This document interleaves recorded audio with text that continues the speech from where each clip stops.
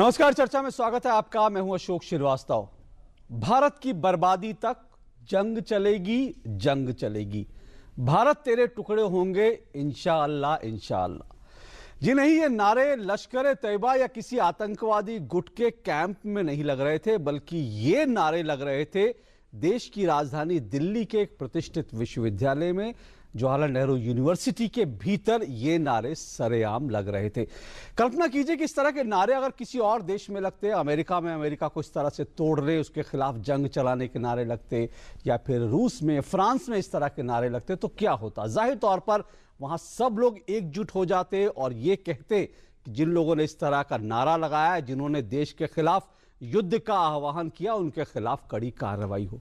लेकिन भारत में क्या हुआ? भारत में पहले 3 दिन तक तो हमने देखा जो तमाम जनमत था वो क्योंकि खिलाफ था, इसलिए कोई भी इस मसले पर नहीं बोल रहा था। सब लोग कह रहे थे दोषियों के खिलाफ कार्रवाई होनी चाहिए। लेकिन 3 दिन बाद हमने देखा कि खुलेआम इस पर राजनीति शुरू हो गई और इस पूरे मसले पर आरोप प्रत्यारोप लगने लगे, अलग अलग तर्क दिए जाने लगे, इसको जस्टिफाई करने के लिए, इसको सही ठहराने के लिए। किसी ने कहा कि यह अभिव्यक्ति की आजादी है, किसी ने कहा फलाना पार्टी या कोई और संगठन कौन होता है यह बताने वाला कि देशद्रोह क्या है, देश प्रेम क्या है। तो किसी ने यह भी कहा कि छात्रों को जो कहना चाहे वो कहने का हक है। और ऐसा कहने वाले सिर्फ कुछ बुद्धिजीवी पत्रकार नहीं, बल्कि राजनीतिक पार्टियों के बड़े नेता भी थे। तो सवाल यह है कि क्या जेएनयू में जो कुछ हुआ, आज 7 दिन हुए, हम तमाम ये इस पर मसले पर देख रहे हैं, बहुत कुछ हो रहा है। तो सवाल यह है कि क्या जेएनयू में जो कुछ हुआ उस मसले पर अब देश में राजनीति हो रही है, जो कि वास्तव में बड़ा दुर्भाग्य का विषय है। इसी पर आज हम चर्चा करेंगे। हमारे साथ 2 मेहमान स्टूडियो में मौजूद हैं। परिचय करा दो। हमारे साथ रामकृपाल सिंह जी हैं, वरिष्ठ पत्रकार हैं, और हमारे साथ सुदेश वर्मा जी हैं। सुदेश वर्मा जी भाजपा के स्पोक्स पर्सन, प्रवक्ता हैं। इससे पहले कि मैं अपने दोनों मेहमानों के साथ इस चर्चा को शुरू करूं, इस पूरे मसले पर हमारे एक रिपोर्ट है, उस रिपोर्ट पर नजर डाल लेते हैं।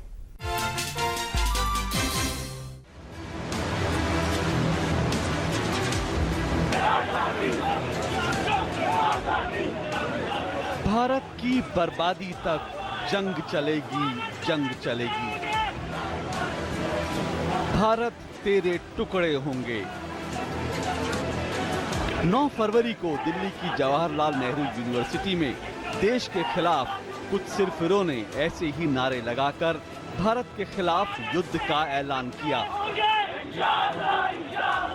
इस घटना की वीडियो फुटेज जैसे ही वायरल हुई, पूरे देश ने एक सुर में इसके खिलाफ आवाज उठाई। लेकिन 3 दिन बाद अचानक इस शर्मनाक घटना ने राजनीतिक रंग ले लिया, जब कांग्रेस के उपाध्यक्ष राहुल गांधी ने ट्वीट करके कहा कि मोदी सरकार छात्रों पर धौंस जमा रही है। कांग्रेस के उपाध्यक्ष राहुल गांधी इतने पर ही नहीं रुके, बल्कि अगले दिन वो देशद्रोह के आरोपों से घिरे लोगों का समर्थन करने जेएनयू कैंपस भी पहुंच गए। इस संवेदनशील मुद्दे पर राहुल गांधी ने जब राजनीति शुरू की, तब भाजपा अध्यक्ष अमित शाह ने कांग्रेस और राहुल गांधी का कड़ा विरोध करते हुए मांग की कि राहुल अपने इस कृत्य के लिए देश से माफी मांगे। अगर ऐसा लगता है कि शहीदों के परिवारों के प्रति संवेदना है, देशद्रोहियों का साथ नहीं देना है, तो कांग्रेस अध्यक्षा ने और कांग्रेस के उपाध्यक्ष ने देश से तुरंत माफी मांगनी चाहिए। राहुल गांधी ने जेएनयू कैंपस में सरकार को निशाना बनाते हुए कहा, देशद्रोही वो हैं जो छात्रों की आवाज दबा रहे हैं। जवाब में अमित शाह ने कहा, भारत की बर्बादी तक जंग रहेगी, पाकिस्तान जिंदाबाद, गो इंडिया गो बैक जैसे नारे लगाने वाले छात्रों को सही ठहराकर राहुल गांधी किस लोकतांत्रिक व्यवस्था की वकालत कर रहे हैं। राहुल गांधी ने यह भी कहा कि छात्रों को वैसा कहने की इजाजत क्यों नहीं दी जाती जिसमें वो विश्वास रखते हैं। भाजपा अध्यक्ष अमित शाह ने कहा कि आतंकी हमले के दोषी अफजल गुरु का महिमा मंडन करने वालों और कश्मीर में अलगाववाद के नारे लगाने वालों का समर्थन देकर राहुल गांधी किस देशभक्ति का परिचय दे रहे हैं। क्या अलगाववादियों को छूट देकर वो देश का एक और बंटवारा करना चाहते हैं? हैरानी की बात यह है कि राहुल गांधी के जेएनयू दौरे से पहले कांग्रेस के जो प्रवक्ता देशद्रोही नारे लगाने वालों के खिलाफ कड़ी कार्रवाई करने की बात कर रहे थे, राहुल के दौरे के बाद उनकी जुबान न सिर्फ पलट गई बल्कि आतंकवादियों की निंदा करने से भी लड़खड़ाने लगी। कांग्रेस के प्रवक्ता रणदीप सुरजेवाला ने संसद पर हमले के दोषी अफजल गुरु को अफजल गुरुजी कहकर सम्मानित किया। वैसे कांग्रेस नेताओं द्वारा आतंकवादियों का महिमा मंडन कोई नई बात नहीं है। सुरजेवाला से पहले दिग्विजय सिंह ने दुनिया के सबसे बड़े आतंकवादी ओसामा बिन लादेन को ओसामा जी कहा था, तो सुशील कुमार शिंदे ने मुंबई हमले के मास्टरमाइंड हाफिज सईद को हाफिज सईद साहब का तगमा दे डाला था। तो ये हमारी रिपोर्ट थी। सबसे पहले रामकृपाल जी, क्या आपको लगता है, आज 7 दिन हो गए इस मसले पर, हम देख रहे हैं देश में तरह तरह की प्रतिक्रियाएं आ रही हैं, बहुत कुछ हो रहा है, पर आपको लगता है कि इस मसले पर ये देशद्रोह का मसला है या देशद्रोह नहीं है, ये अदालत तय करेगी, लेकिन इस मसले पर, इतने संवेदनशील मसले पर भी देश में दरअसल राजनीति शुरू हो गई है? अशोक जी, राजनीति तो हमेशा होती रही है। और देखिए, राजनीति, ईमानदारी से कहूँ, बहुत खराब एक वाक्य बोलने जा रहा हूँ, आपको लगेगा, राजनीति इतनी बेशर्म हो चुकी है कि अगर उसे शमशान घाट पर भी लगेगा कि वोट मिलेगा तो वहाँ भी जाकर के वोट की राजनीति करेगी और कर रही है। लेकिन कई बार ये सारी चीज़ें छोटे छोटे टुकड़ों में, एक मतलब बहुत बड़े पैमाने पर उनका, जिसको आप कहते हैं, पर्दाफाश नहीं हो पाता। ये ऐसा अवसर आ गया है और मैं इसे कहूँगा कि अच्छा है ये, क्योंकि देखिए, कुछ चीज़ें बिल्कुल दबी छुपी चलती रहें। कुछ समाज के जो ठेकेदार हैं, जिनका जो न गेहूं पैदा करते हैं न फौलाद पैदा करते हैं, जो पैरासाइट हैं, परोपजीवी हैं, वे ये तय करेंगे कि इस देश में राष्ट्रवाद क्या है और क्या नहीं है। इस पे बहस होगी। हालांकि जो आप कह रहे थे कि खुलेआम कोई भी इस बात को स्वीकार नहीं कर रहा है, अलग अलग तरह के तर्क दिए जा रहे हैं। अलग अलग तर्क। मेरा यह कहना है कि जो काम अदालतों का है, राजनीतिक पार्टियां उस काम में फैसले कैसे सुनाने लगती हैं। इसलिए मैं सही क्या है गलत क्या है इस पर जा ही नहीं रहा हूं। देखिए, ये मैटर सारा का सारा अदालत का है। जिस व्यक्ति को पकड़ा गया है उस व्यक्ति को पकड़ना, मैं मानता हूं, हो सकता है कि पुलिस ने गलत पकड़ा हो, अलग बात है, लेकिन जब वो न्यायालय के सामने चला गया तो सारे तर्क, अगर वो गलत होता तो न्यायालय छोड़ चुका होता। आज अदालत ने 14 दिन की न्यायिक हिरासत में भेज दिया। मैं उसी बात पर आ रहा हूं। ये सवाल सिर्फ पॉलिटिकल पार्टी या वोट बैंक की राजनीति का नहीं है। कहीं न कहीं से मुझे जो लग रहा है कि बार बार अदालत की तौहीन है, ये अदालत के ऊपर ये सब हमले हो रहे हैं। आप ये बताइए कि अफजल गुरु के बारे में जो नारा लग रहा था कि वो क्या था कि अब वो तेरे अभी अफजल हम शर्मिंदा हैं, तेरे कातिल जिंदा है। सवाल इस बात का है कि कौन कातिल है अफजल का, या मतलब सर्वोच्च अदालत ने फैसला दिया। और मैं समझता हूं कि उस फैसले में जिस तरह से रात को 12 बजे, 1 बजे, 2 बजे उठ करके मुख्य न्यायाधीश ने अंतिम समय तक सारी चीजें सुनवाई की, मैं समझता हूं कि वो कम से कम इन सब चीजों को, अब हालत ये हो गई है कि पॉलिटिकल पार्टीज की अपनी इनफाइट होती हैं, लेकिन अदालतों पर भी राजनीतिक दलों का विश्वास खत्म होता जा रहा है। इस बात से ये संकेत साफ मिलने लगे हैं। और सिर्फ आम जनता ही है जो अदालतों का भरोसा रखती है, उसका अभी भी अदालतों पर भरोसा है और कभी भी अदालत के किसी फैसले पर टिप्पणी नहीं करती है। लेकिन पॉलिटिकल राजनीति इस देश की इतनी गिर गई है, मुझे इस बात की तकलीफ हो रही है कि जो नारे अभी आपने सुनाए, मैं उनको दोहराना नहीं चाहता, उन नारों पर भी ये हो रहा है कि ये सही है या गलत है। उस नारों को भी जस्टिफाई किया जा रहा है। मैं कहता हूं कि क्या इस देश में ये होगा कि सती प्रथा और बलात्कार जायज है या नाजायज है, ये बहस के विषय होंगे क्या?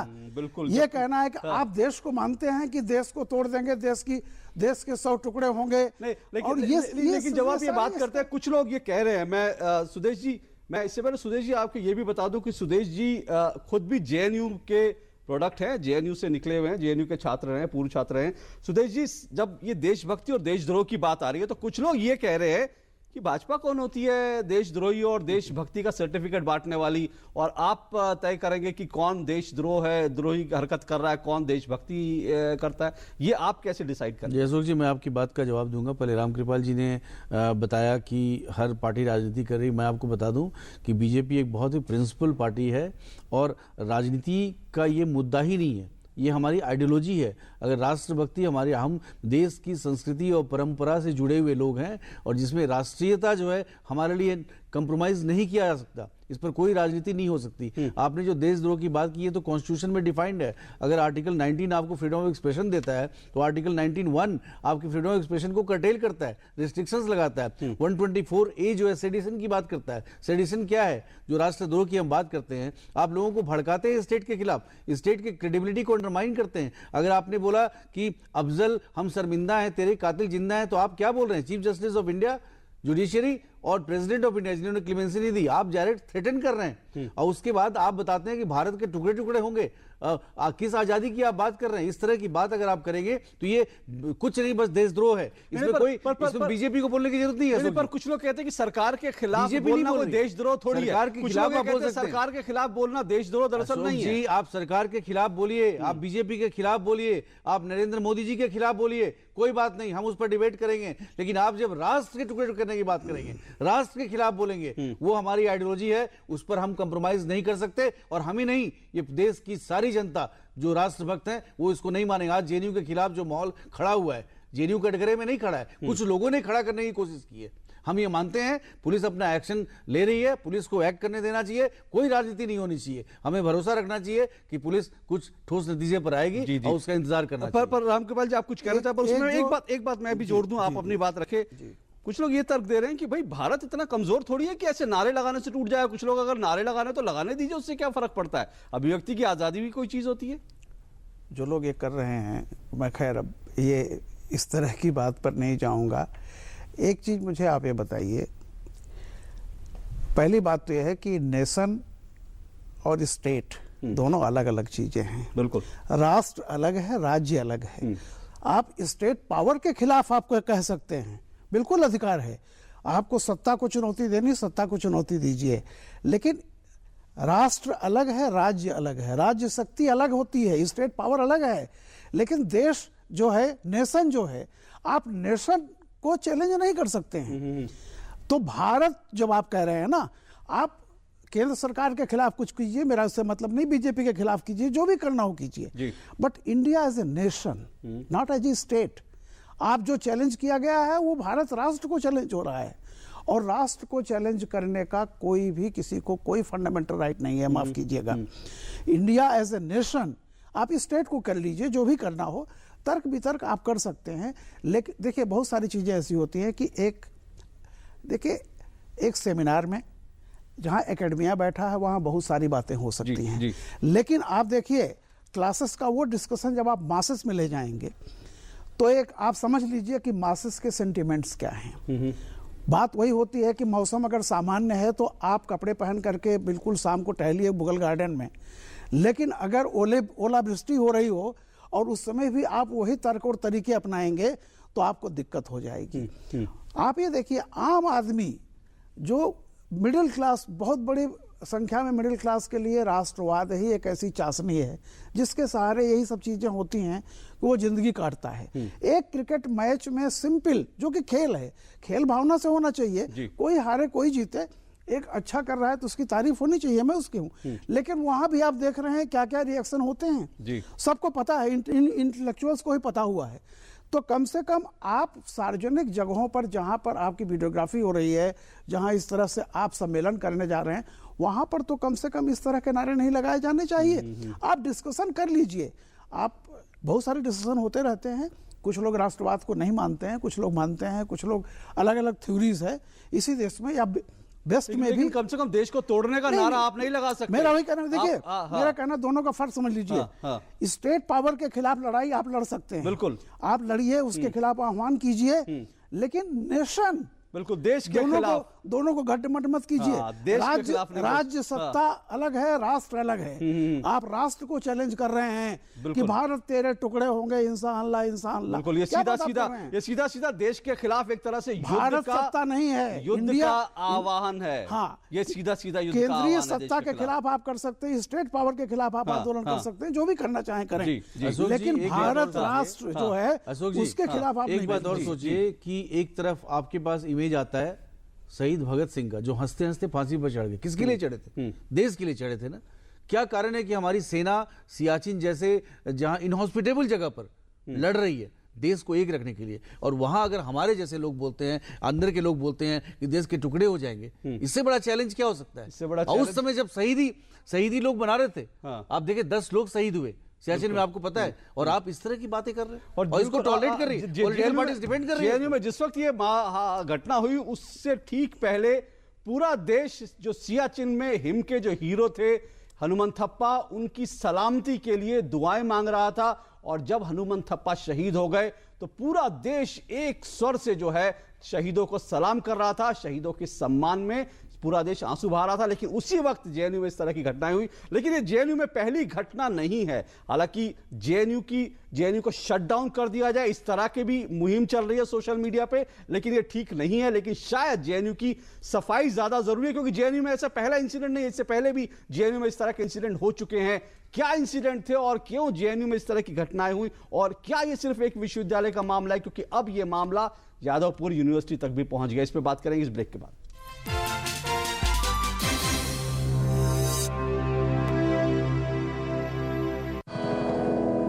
बजाज प्लैटिना की माइलेज कितनी है ये हम नहीं बताएंगे, ये जिन रास्तों पर चलती है वो रास्ते बताएंगे। ये मुश्किल चढ़ान बताएगी, ये बारिश की सड़कें बताएंगी, ये पतली गलियां बताएंगी, ये पेट्रोल की आखिरी बूंद को निचोड़ने वाली DTSI टेक्नोलॉजी बताएगी, जो हर रास्ते पर दे सबसे ज्यादा माइलेज। सिर्फ वही है दुनिया का असली mileage champion. These days, it's important to have an updated resume. Here's mine. Praful Kumar, Major Praful Kumar, Para Special Forces. 3 years served in a hostile zone. Tough assignment. Special service in J&K. Made some friends there. Combat free-fall specialist. Willing to shed blood. As you can see, I wear my heart on my sleeve and my resume on my uniform. Which other company lets you do that? We are India's most exciting workplace, and we are making you an offer. The Indian Army. Live a life less ordinary. धीरे धीरे सब जान गए हैं कि हम जैसे बिना MRP, वजन और यूज बाय डेट लिखे हुए पैकेट गलत हैं। हाँ, तभी तो कोई हमें अपने साथ नहीं ले जाना चाहता है। उम्मीद मत छोड़ो पैकेट भाई, कोई तो होगा ही जिसे दुकानदार चाचा बेवकूफ बना लेंगे। सही पैक पर वस्तु की कीमत, वजन, निर्माता कंपनी का नाम तथा इस्तेमाल की तारीख जरूरी है। आप बताइए, आप जानने वालों में से हैं या बेवकूफ बनने वालों में से? जागो ग्राहक, जागो। बजाज प्लैटिना की माइलेज कितनी है ये हम नहीं बताएंगे, ये जिन रास्तों पर चलती है वो रास्ते बताएंगे। ये मुश्किल चढ़ान बताएगी, ये बारिश की सड़कें बताएंगी, ये पतली गलियां बताएंगी, ये पेट्रोल की आखिरी बूंद को निचोड़ने वाली DTSI टेक्नोलॉजी बताएगी, जो हर रास्ते पर दे सबसे ज्यादा माइलेज। सिर्फ वही है दुनिया का असली माइलेज चैंपियन।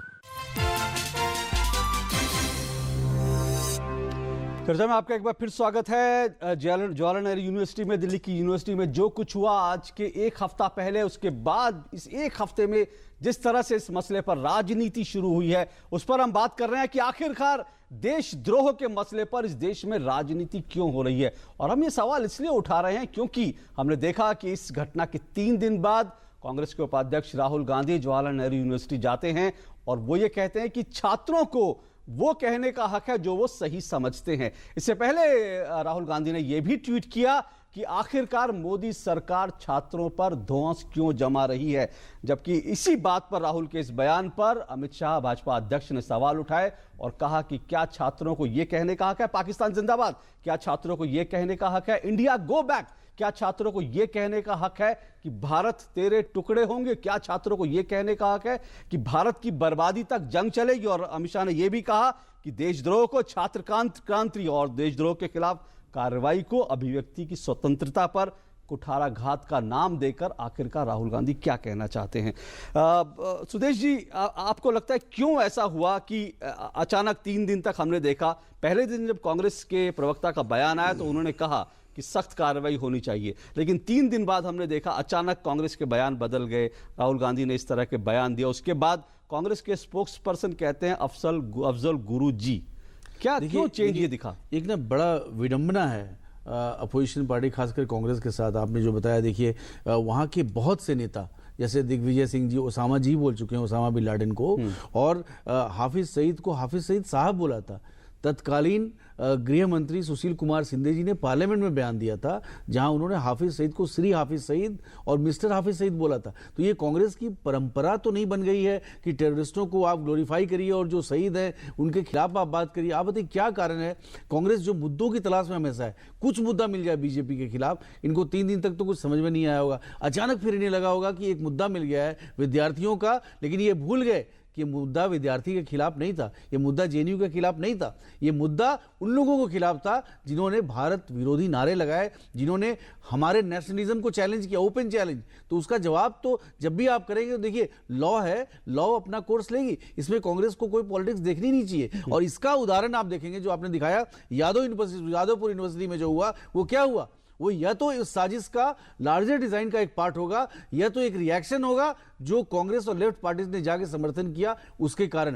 अगर इस तरह की बात होगी तो आप जो नेशनलिस्ट फोर्सेस है कंट्री में उसको चैलेंज करने की कोशिश कर रहे हैं। आप उसको एक छोटी सी बात बताइए कि देखिए प्रोफेट मोहम्मद का जब कार्टून बनता है तो पूरी एक कम्युनिटी खड़ी हो जाती है। उसी तरह अगर हिंदू भगवान का, देवी देवताओं का आप अगर गलत तस्वीर बनाते हैं, पूरी कम्युनिटी खड़ी हो जाती है। क्यों खड़ी हो जाती है? क्योंकि आप एक कंबाइंड साइक को चैलेंज नहीं कर सकते। आज नेशनलिज्म उस धर्म से ज्यादा बड़ा है बहुत लोगों के लिए, तो उसको मत चैलेंज करिए। इस चीज को कांग्रेस को समझना चाहिए, और कांग्रेस यही गलती कर दी। आज पूरा देश जेएनयू के खिलाफ इसलिए हुआ क्योंकि वो नहीं समझ पा रहे। हम लोग जेएनयू के खिलाफ नहीं, मैं खुद जेएनयू से हूं, जेएनयू जैसा इंस्टीट्यूशन इस देश की शान है।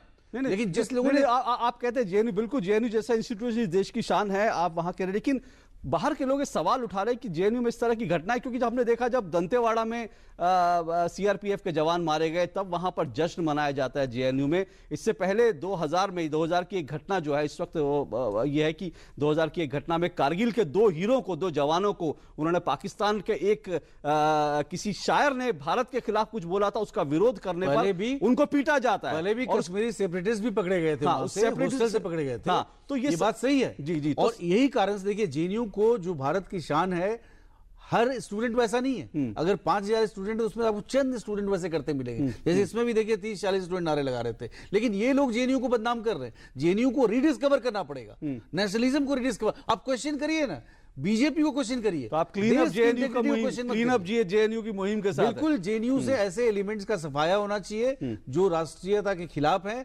आप बीजेपी का विरोध करिए, आपका हक है, हम उसके लिए आपके साथ आइडियोलॉजिकल लड़ाई लड़ेंगे। राइटिस्ट आइडियोलॉजी जीत रही है, उनकी हेजेमनी को हम चैलेंज कर रहे हैं, तो डिबेट करिए हमारे साथ, लेकिन एंटी नेशनल स्टेटमेंट मत दीजिए। रामकृपाल जी, लोग कहते हैं इस देश में स्वतंत्रता है, पर लोग स्वतंत्रता और स्वच्छंदता का फर्क करना शायद भूल जाते हैं। लोगों को लगता है स्वतंत्रता है तो हम कुछ भी कर सकते हैं। जेएनयू में हुआ, अब हम देख रहे हैं जादवपुर यूनिवर्सिटी में हुआ। नहीं। क्या आपको लगता है कि ऐसा मैं बताऊं, ऐसा नहीं है।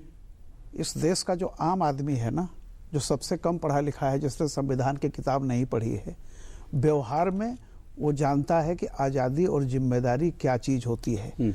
आज से नहीं, सदियों से चल रहा है। संयुक्त परिवार चलते हैं उस पर। हमारे ग्रामीण व्यवस्थाओं में आप देखिए सारी चीज़ें पहले से हैं।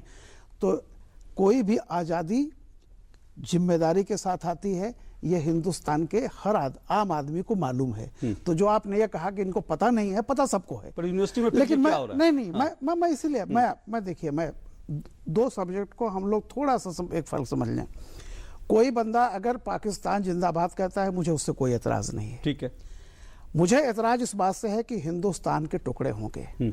आप किसी को तारीफ करते हैं, किसी की शासन व्यवस्था आपको अच्छी लगती है, कोई बाहर का प्लेयर आपको अच्छा लगता है, उसकी तारीफ करने का हक है। देखिए, हम खुले हुए डेमोक्रेसी हैं, बिल्कुल। हम वो नहीं है कि एक किसी देश में कोई कोहली की तारीफ करे, विराट कोहली की, और उसे जेल में डाल दो। जी नहीं, उस तरह का देश हम नहीं बनाना चाहते। हम होना भी नहीं चाहिए। अगर मैं कहता हूं कोई प्लेयर अच्छा खेल रहा है, चाहे वो पाकिस्तान का हो, चाहे बांग्लादेश का हो, चाहे ऑस्ट्रेलिया का हो, चाहे न्यूजीलैंड का हो, तारीफ करने का हक अगर किसी को अच्छा लगता है करे। लेकिन वो तारीफ आप कर सकते हो, उस तारीफ का ये मतलब नहीं है कि भारत के टुकड़े होंगे और भारत बर्बाद किया जाएगा, या भारत के सारे लोग जो हैं वो उनको खेलना नहीं आता। तो दोनों का फर्क आप समझ लीजिए। हम आपकी आजादी का सम्मान करते हैं, आपकी आजादी के लिए जीवंत लड़ते रहेंगे, लेकिन आपको भी हमारी आजादी का सम्मान करने सीखना चाहिए। बिल्कुल, डेमोक्रेसी ये होती है। बिल्कुल, डेमोक्रेसी का मूल भाव समझना पड़ेगा। आजादी का मतलब, स्वतंत्रता का मतलब स्वच्छंदता नहीं है, कुछ जिम्मेदारियों का भी एहसास होता है, कुछ कर्तव्य भी होता है। एक छोटा सा सवाल मैं एक छोटा सा ब्रेक ले रहा हूं, मैं आता हूं आपके सवाल पर, क्योंकि वक्त थोड़ा है, लेकिन इस ब्रेक के बाद एक बार फिर लौटता हूं मैं।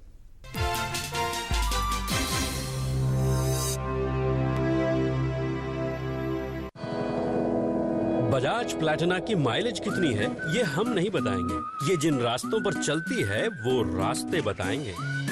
ये मुश्किल चढ़ान बताएगी, ये बारिश की सड़कें बताएंगी, ये पतली गलियां बताएंगी, ये पेट्रोल की आखिरी बूंद को निचोड़ने वाली DTSI टेक्नोलॉजी बताएगी, जो हर रास्ते पर दे सबसे ज्यादा माइलेज। सिर्फ वही है दुनिया का असली माइलेज चैंपियन। दीदी ये देखो।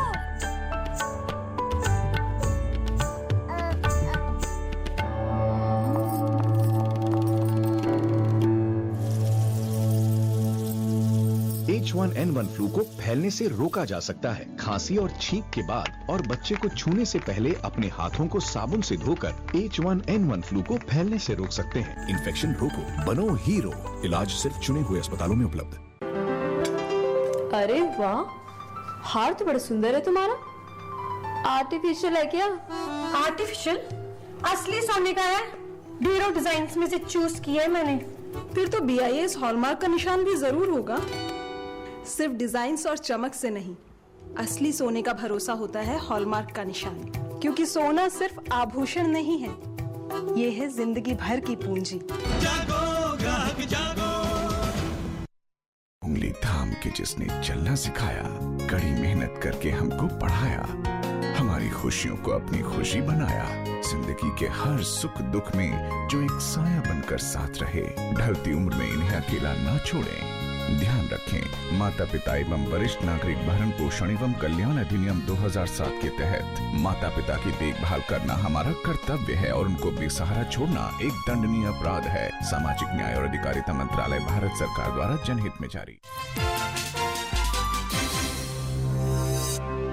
चर्चा में देख रहे हैं आप, और हम चर्चा कर रहे हैं कि क्या देशद्रोह के मुद्दे पर भी देश में राजनीति हो रही है। और हम आपको बता दें कि जो JNU में जो कार्यक्रम आयोजित हुआ था वो अफजल गुरु के नाम पर आयोजित हुआ था।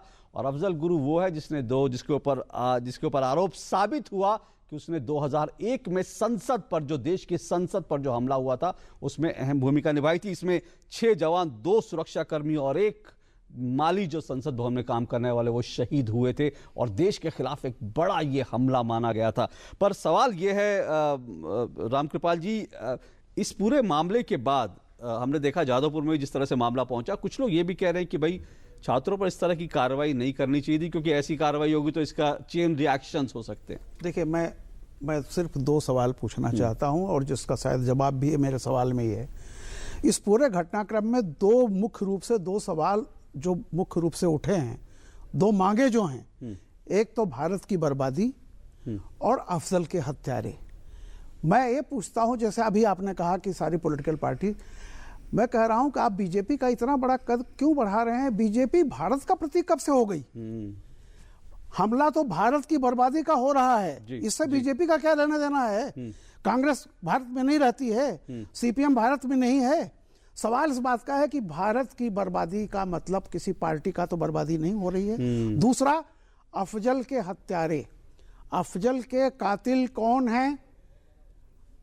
2 सवाल मुख्य रूप से है। जाहिर सी बात है कि अफजल को बीजेपी ने सेंटेंस नहीं दिया है। अगर इन पार्टियों में हिम्मत है तो आगे जाके क्यों नहीं कहती कन्हैया को भी जमा अदालत ने रिमांड पे भेजा है। जी। कल को अदालत के खिलाफ ये ईमानदारी से आंदोलन शुरू करें, क्योंकि दोनों सवालों जाकर के कहीं न कहीं अदालत पर सवालिया निशान लगाते हैं। ये पार्टी का बहाना लेकर के, पार्टी का की बैसाखी लेकर के ये गलत अपने वोट बैंक की पॉलिटिक्स करना ये लोग छोड़ें। बिल्कुल आपने सही कहा। बीजेपी सिर्फ देशभक्ति की बात नहीं है, लेकिन कितना अच्छा होता। मैं किसी एनडीए यूपीए की बात ही नहीं कर रहा हूं। मेरा ये कहना है कि भारत देश को आइडेंटिफाई किसी पार्टी से कैसे आप कर सकते हो? मैं वही कह रहा हूं, कितना अच्छा होता कि अगर एबीवीपी के साथ साथ एनएसयूआई भी जुड़ती और लेफ्ट जो स्टूडेंट विंग है वो भी जुड़ते और वो कहते कि जेएनयू में अगर देश विरोधी नारे लगेंगे तो हम उसको सहन नहीं करेंगे। आज आपको बता दूं, कोई भी पार्टी सत्ता में आज होती और इस नारे के बाद अगर वो पार्टियां कह दें कि यह नारा लगेगा जब हम सत्ता में आएंगे, हम कोई कार्रवाई नहीं करेंगे, मैं आज मान लेता हूं खुलेआम ये पार्टियां आज अनाउंस करते हैं कोई अनाउंस करने की अगर यही घटना होगी तो हम कोई कार्रवाई हमारी पुलिस नहीं करेगी।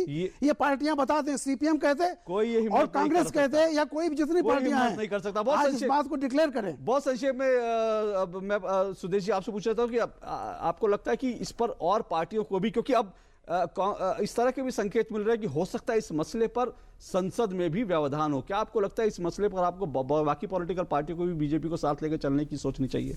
सवाल देश का, हम सबको साथ लेके चलना चाहते हैं, लेकिन जिस तरह से कांग्रेस ने बिहेव किया, हम हमेशा मानते थे कि कांग्रेस और बीजेपी एटलीस्ट ये दो पार्टी ऐसी हैं जो देश की संप्रभुता या देश की टेरिटोरियल इंटीग्रिटी पर प्रश्न उठेगा तो एक होंगे। पहली बार कांग्रेस ने मुख्य धारा से अलग अपने आप को रखा है।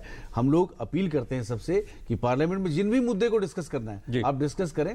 बजट सेशन है, इसमें सारे जेएनयू भी डिस्कस करना है तो करिए। बता दिया हमारे पार्लियामेंट्री अफेयर्स मिनिस्टर ने, प्रधानमंत्री खुद इनकी बातों को सुने और पार्लियामेंट को डिस्टर्ब न करें, डिसीजंस लेने दें, पॉलिसी मेकिंग होने दें, देश को आगे बढ़ने दें। और देश की संप्रभुता पे सवाल पे कम से कम तमाम पार्टियां एक साथ आए, ये बहुत जरूरी है। क्योंकि अगर कोई देश को तोड़ने के नारे लगाता है तो ये दिखना चाहिए कि चाहे वो कोई भी छात्र संगठन हो, कोई भी पॉलिटिकल पार्टी हो, सब एकजुट होकर उसके खिलाफ खड़े हैं, ये तस्वीर जानी चाहिए। और देश की संप्रभुता के खिलाफ जो आवाज उठा रहे हैं उनको एक मैसेज जाना जरूरी है। इसलिए देशभक्ति और देशद्रोह को कम से कम इसको राजनीति से परे रखिए, ये पूरी देश की आवाज है। फिलहाल चर्चा में इतना ही, आप दोनों यहां पर आए, बहुत बहुत शुक्रिया आपका। आपसे फिर मुलाकात होगी, फिलहाल इजाजत दीजिए, नमस्कार।